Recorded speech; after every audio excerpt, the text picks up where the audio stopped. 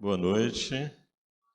Que a graça e a paz do nosso Senhor Jesus Cristo seja derramado sobre a vida de cada um dos nossos irmãos e amigos visitantes.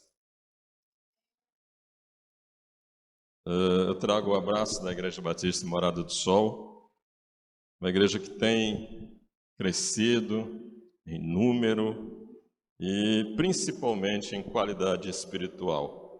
O Senhor tem abençoado grandemente aquela igreja, tem derramado porção dobrada do seu Espírito sobre ela e tem crescido e capacitado muita gente, né? Tanto que quando a gente sai, a gente nem se preocupa porque tem alguém para pregar.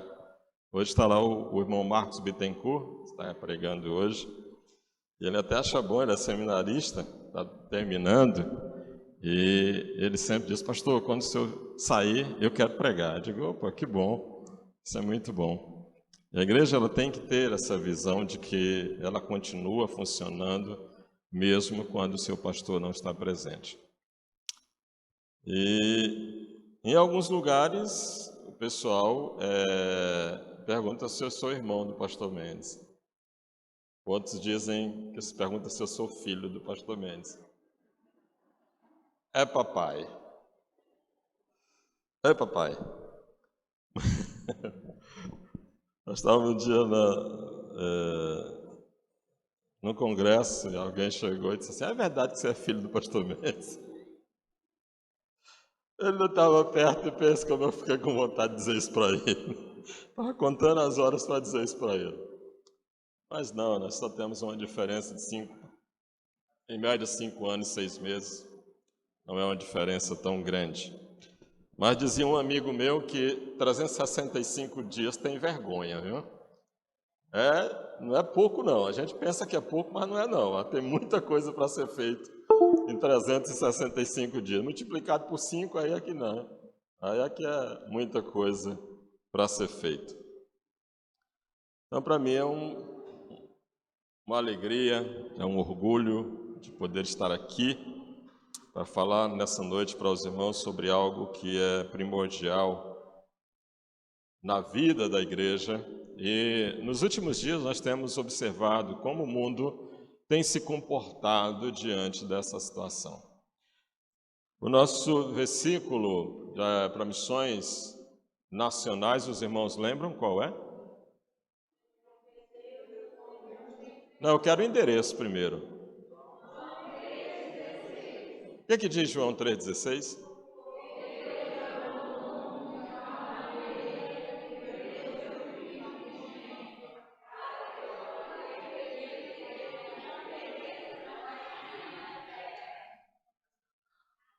Alguns teólogos dizem que esse versículo ele é a chave principal da Bíblia e outros têm ele como um pequeno evangelho dentro do Evangelho de João. E o próprio Jesus também ele vai dizer o que é o amor, lá em João 5, 15, 13, quando ele diz o seguinte: não existe maior amor do que este, de alguém dar a própria vida por causa dos seus amigos. O mundo hoje ele está precisando de amor. Parece que é uma coisa extinta, da qual as pessoas não conhecem mais. E é disso que eu queria falar nessa noite. Amor? E aí vem a interrogação. O que é isso? Muitos não entendem o que é amor. Amor, muitas vezes, ele é descrito como um sentimento. Amor é sentimento. Não é. Amor não é sentimento. Amor não são devaneios, na qual hoje se vê, né?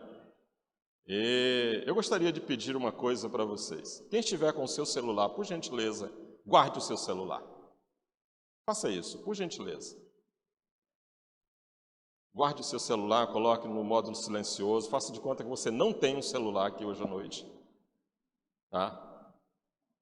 E sabe, quando nós chegamos na casa do Senhor, nós chegamos para adorar, e há um versículo que diz: guarda o teu pé quando entrares na casa de Deus. E é um instrumento que nós somos fascinados por ele, somos chamados a ver. A gente fica com ele e diz: deixa eu dar uma olhadinha aqui para ver o que fulano respondeu quando eu perguntei para isso. Mas eu quero dizer para você, a única pessoa que quer falar com você hoje à noite é Jesus Cristo. Só Ele. E eu lhe digo uma coisa, Ele não tem celular, Ele não vai ligar para você. Tá? Então, por gentileza. Então, quando a gente pensa sobre amor, o amor não é devaneio, amor não é aquelas coisas que sempre a gente vê nos livros aí, contos de amor. E há alguns que dizem que matam por amor. Que espécie de amor é esse, né?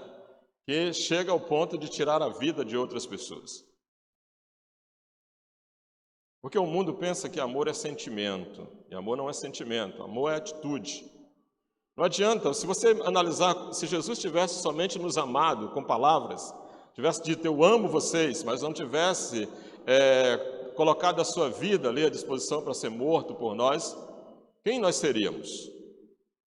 Como estaríamos? Que espécie de vida nós estaríamos vivendo hoje?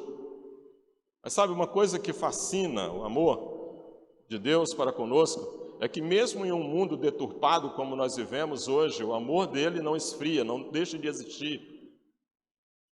Ele diz que ele amou o mundo de tal maneira, ele dá a amplitude do seu amor, que deu o seu Filho unigênito, a ação, para que todo aquele que nele crê, ele vai mostrar que esse amor é um amor que ele não acaba e ele não é pouco.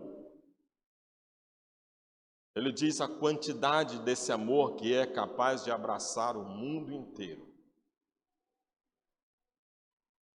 E aí ele vai dizer no versículo 13 do capítulo 15, ele diz, não existe maior amor do que esse.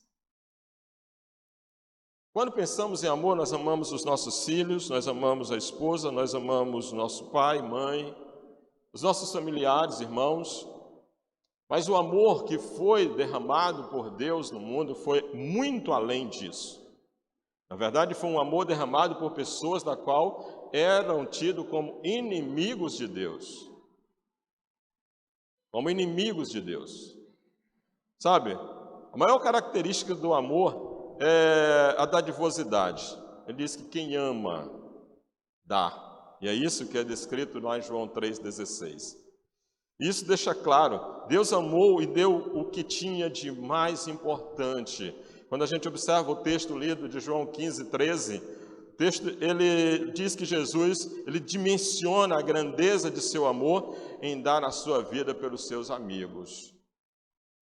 Dar a vida pelo seu amigo.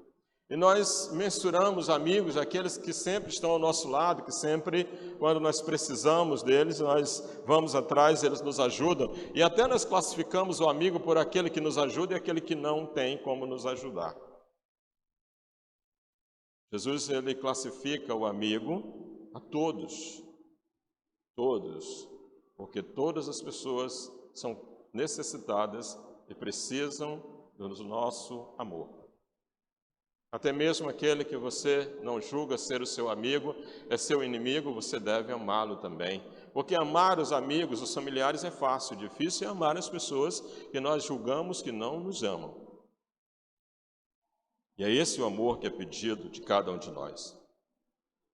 Um cínico, ele definiu o amor como a capacidade de gostarmos de nós mesmos e elegermos pessoas para nos satisfazerem. Talvez tal pessoa ame a si, mas o verdadeiro amor é dadivoso, é pródigo, é dar-se, é exatamente empenhar em fazer o outro feliz. Sabe, muitas pessoas casam hoje e casam para ser felizes, né? Perguntar para as pessoas, você casa por quê? Eu caso para ser feliz. E já começa errado no casamento. Nós não casamos para ser feliz. Tira isso da cabeça, quem está pensando em casar. Sabe, eu estou casando para ser feliz. Quando nós pensamos desse jeito, somos egoístas. Nós casamos para fazer o outro feliz. E quando nós trabalhamos dessa forma, eu casei para fazer a minha esposa feliz, por quê? Porque eu a amo verdadeiramente. E ela casou comigo para me fazer feliz. Quando um faz o outro feliz, isso é um retrato fiel do amor de um para com o outro. Cuidado mútuo. É capaz de dar a própria vida pela esposa. E assim a esposa sendo capaz de dar a própria vida pelo marido. Por essa visão de que casa-se para ser feliz, é que os casamentos estão sendo desfeitos com tanta facilidade hoje. Eu casei, não sou feliz, vou embora. Isso não é amor, talvez seja um amor por si mesmo. É errado. O amor, ele sempre busca fazer o outro feliz. Para os gregos, o amor estava associado à estética, à beleza e à contemplação, consequentemente. O amor lhes era sentimento. Culturalmente, somos filhos dos gregos, por isso, muitos de nós associamos amor a devaneios, suspiros e sensações. Amar é sentir algo por alguém. Muito do que se chama amor em nosso meio são apenas sentimentos.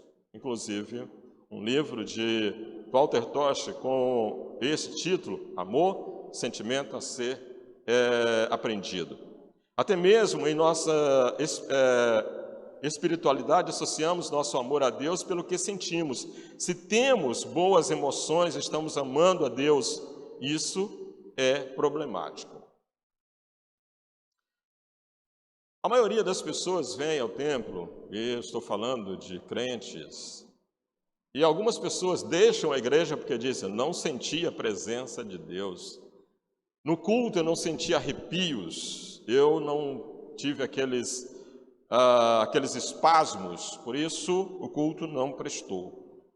Como se Deus tivesse condicionado você sentir a presença dele. Não está condicionado. O fato de você não sentir é problema seu, não é de Deus. Ah, mas eu preciso sentir a presença de Deus, eu preciso realmente me arrepiar nos cultos, eu preciso sair de dentro do templo flutuando, porque senão o culto não foi bom, a pregação foi chinfrinha, não serviu para nada.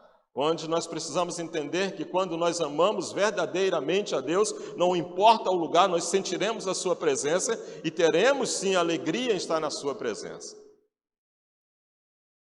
Deus não está condicionado a você sentir a presença dele ou que você tenha arrepios ou que você saia daqui flutuando. Sabe, eu saí feliz do culto hoje, então o culto foi uma beleza, quando nós precisamos entender que o nosso amor por Deus é nos tornarmos o mais parecido possível com Ele.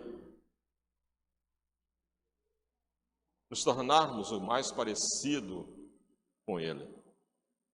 Quando olharmos para nós precisamos entender que nós somos pobres, cegos e nus. E a palavra de Deus diz que se nós estamos fazendo somente aquilo que nos pede para fazer, nós somos nada, insignificantes. Provamos o nosso amor para com Deus quando não importa o lugar onde nós estamos, a presença dele é marcante, porque nós estamos sim na sua presença, independente de que você sinta ou não. Assim diz o salmista Davi, lá no Salmo 139, quando ele diz, se descer ao mais profundo abismo, tu estarás lá. Se subir ao mais alto céu, tu estarás lá também. As profundezas das águas, de lá também tu vai me retirar. Se estiver no seio da morte, lá também tu estarás e me resgatará do profundo abismo. Sabe, o amor por Deus, ele não está condicionado a sentirmos a sua presença ou não. Para os hebreus, o amor era ação e não sentimento. Quando medimos por sentimento, já estamos perdidos. Amar significa fazer algo pela pessoa amada. Quando Israel era chamado a amar a Deus, não era para experimentar sensações no culto, mas para obedecer-lhe. Uma coisa interessante, amados, você já observou o que tem mais, a frase mais escrita na Bíblia? É Deus chamando o povo à adoração. Me adorem. Me adorem. E algumas pessoas pensam que Deus, ele precisa da nossa adoração, porque é o que mais está escrito na Bíblia, chamar o homem a adorá-lo. Deus não precisa da nossa adoração. Sabia disso? Deus não precisa da nossa adoração. Mas quando Ele chama a adoração, Ele está dizendo que quanto mais nós adorarmos a Ele, mais nós seremos beneficiados, porque quanto mais adorarmos, mais nós o amamos, quanto mais adoramos, mais nós chegamos perto dEle, quanto mais adoramos, mais parecido com Ele nós nos tornamos. Então, o único beneficiado pela adoração a Deus somos nós. Nós amamos cada vez mais quando nós nos aproximamos dele cada vez mais. Nós não somos chamados a adorar, porque se nós não adorarmos, ele deixa de existir. Ele nos chama a adoração, porque quanto mais nós o adoramos, mais nós o amamos.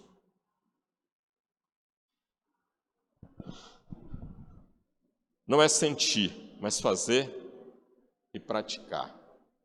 O pastor Martin Luther King, Jr., foi feliz ao dizer que dava graças a Deus porque Jesus não mandou que gostássemos de nossos inimigos, mas que o amássemos. Não era só gostar, era amar de verdade. Porque gostar é ter afeição e amar é fazer algo de bom por quem se ama. Ele não tinha afeição a quem jogava bombas em suas igrejas e espancava os negros, mas já estava disposto a amá-los. Não era só gostar, era amar. Nós precisamos amar as almas perdidas. Nós não podemos somente gostar das almas perdidas, nós precisamos amar as almas perdidas. A verdadeira igreja, ela ama as almas perdidas. E quando nós amamos as almas perdidas, nós somos capazes de sair qualquer hora do dia para falarmos de Jesus para as almas perdidas. Quando nós somente gostamos, nós olhamos para a temperatura do sol, para o horário, se o horário é o horário de descanso, se é um feriado. Não vou dar o único dia de folga que eu tenho, trabalho 7 dias por semana, 8 horas por dia, às vezes 9, 10, 11. E aí hoje eu tenho de folga, eu vou dormir mais. Quando está tendo o evangelismo e você prefere ficar em casa, esperando o tempo passar, mas é incapaz de utilizar aquele dia para tirar almas do inferno. Quando nós amamos, nós sacrificamos aquilo que é de melhor nas nossas vidas. Amar é diferente de gostar. Na peça As Mãos Sujas, um personagem de Sartre, chamado Hugo, diz que prefere severidade a amor fútil. Declarações de amor desacompanhadas de gestos dadivosos valem pouco, até mesmo para um existencialista como foi Sartre. Nós lemos lá em 1 João, no capítulo 3, versículo 18, que diz o seguinte: filhinhos, não amemos de palavras nem de boca, mas sim de atitudes e em verdade. É significativo que o pano de fundo teológico de João 1 seja o gnosticismo grego, que reduzia tudo a sensações e devaneios, precedindo uma revelação que diz: amar não é dizer, ensina o apóstolo João, é fazer. Não adianta todos os dias você sair de casa e dizer que ama a sua família e não a respeita. Tem muita gente fazendo isso. Diz para a esposa que ama, mas não a respeita. Não cuida. Diz aos filhos que amam, mas muitas vezes trata mal a mãe deles. Diz à esposa que ama, mas as suas atitudes não dizem isso. Não dizem isso.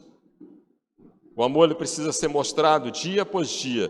E o evangelista João ele diz: filhinhos, não amemos só de palavra, mas precisamos amar de atitude.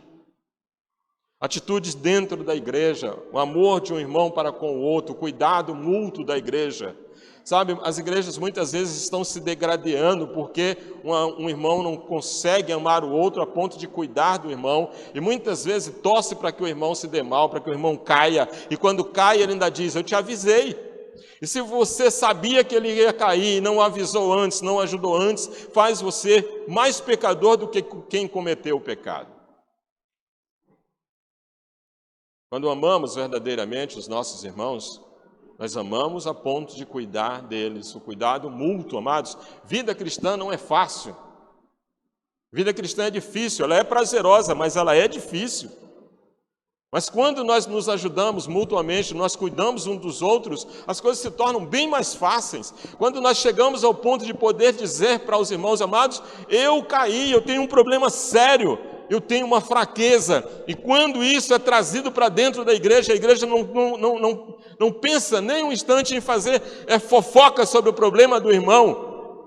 E em vez disso, nós oramos pelos outros, nós vamos na casa do irmão, nós chegamos lá e dizemos, irmão, nós estamos aqui para conversar, nós estamos aqui para resolver o teu problema, nós vamos colocar diante de Deus o teu problema, eu vou orar por você, não importa o que você tenha feito, se o Senhor Jesus te perdoou, e se a tua ação hoje é de profundo arrependimento, nós estamos aqui para orar juntos, para andarmos juntos, para podermos realmente resolver esse problema junto, porque hoje é você e amanhã pode ser eu.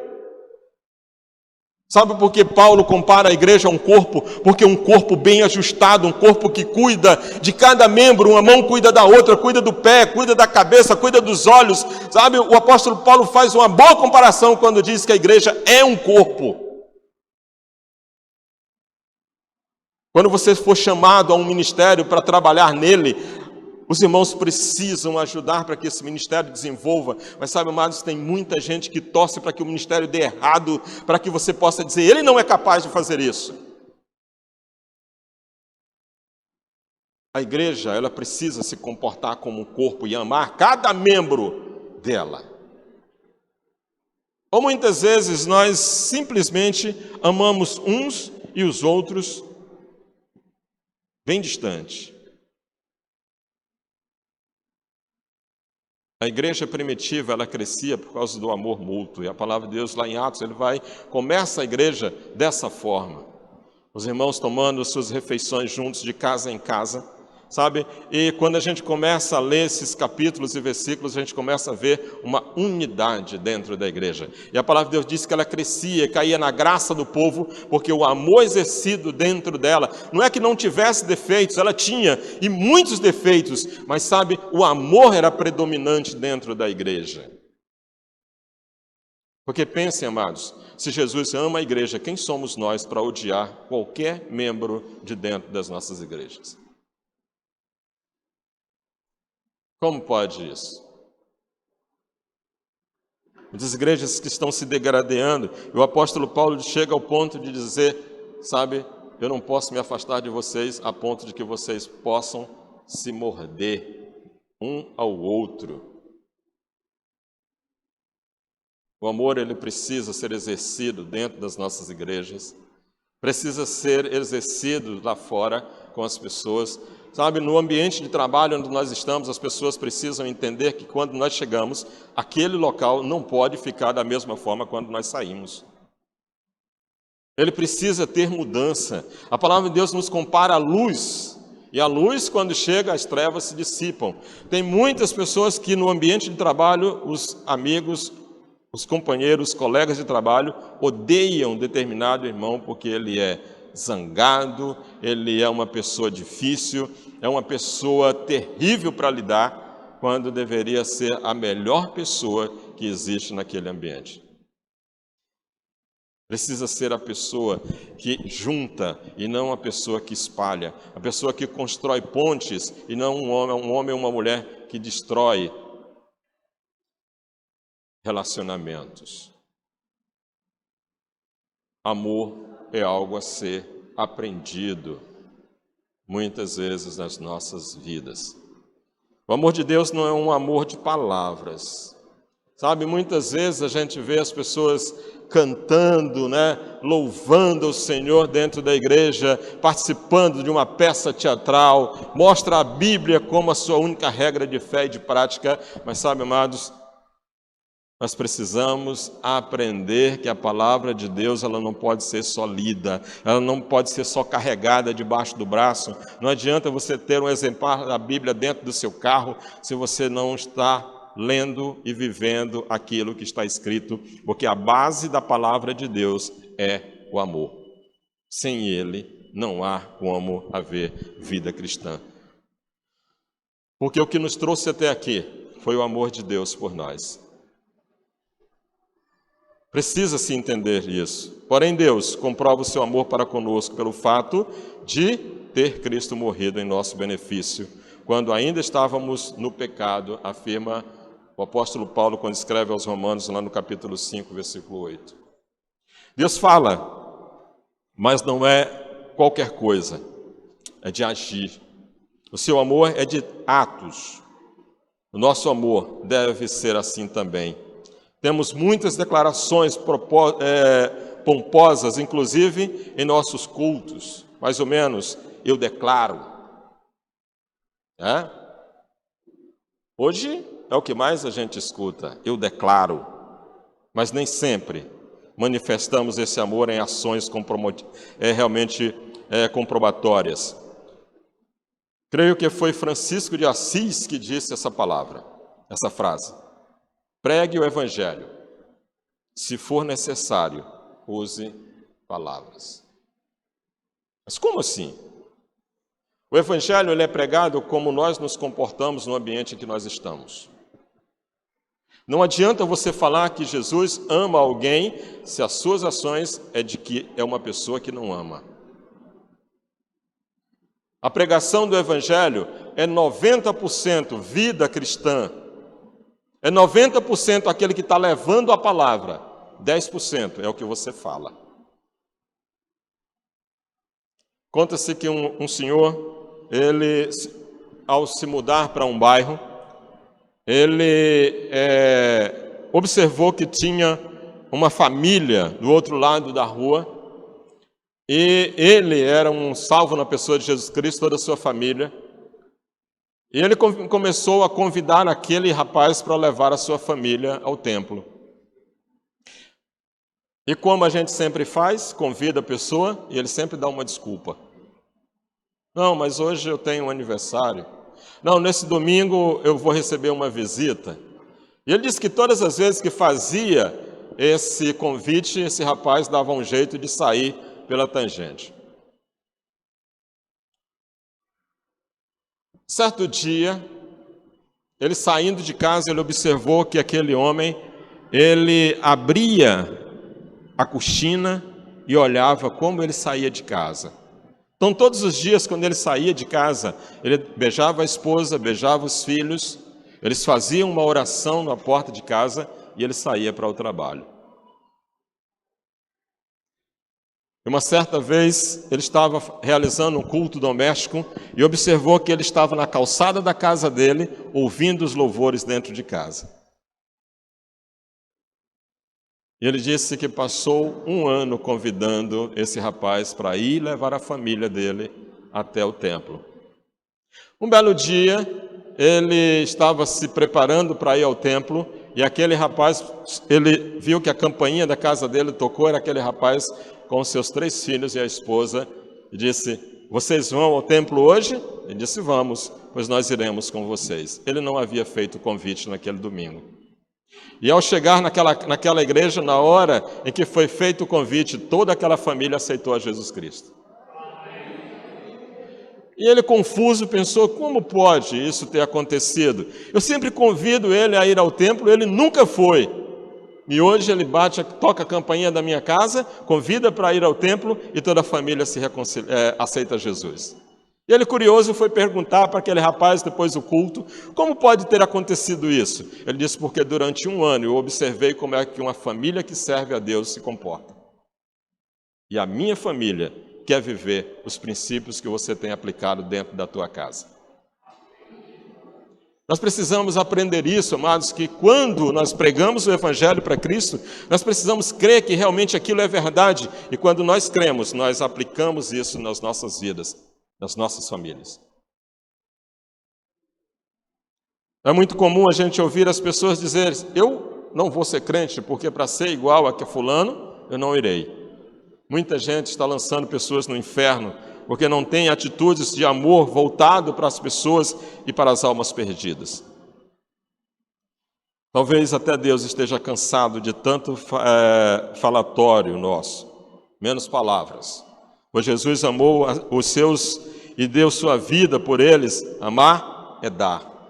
Amamos a Deus verdadeiramente, então precisamos apresentar a Ele o que há de melhor nas nossas vidas.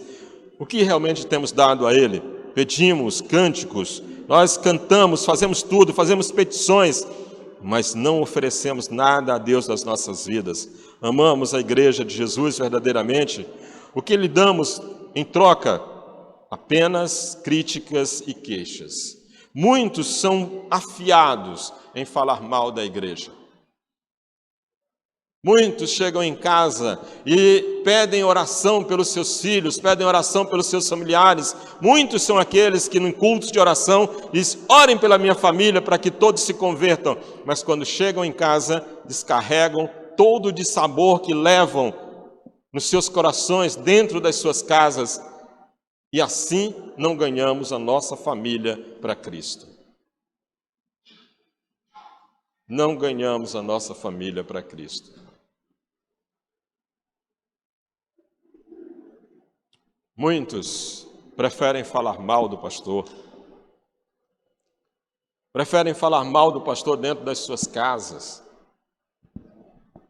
O pastor não serve, o pastor não presta, o pastor é isso, o pastor é aquilo.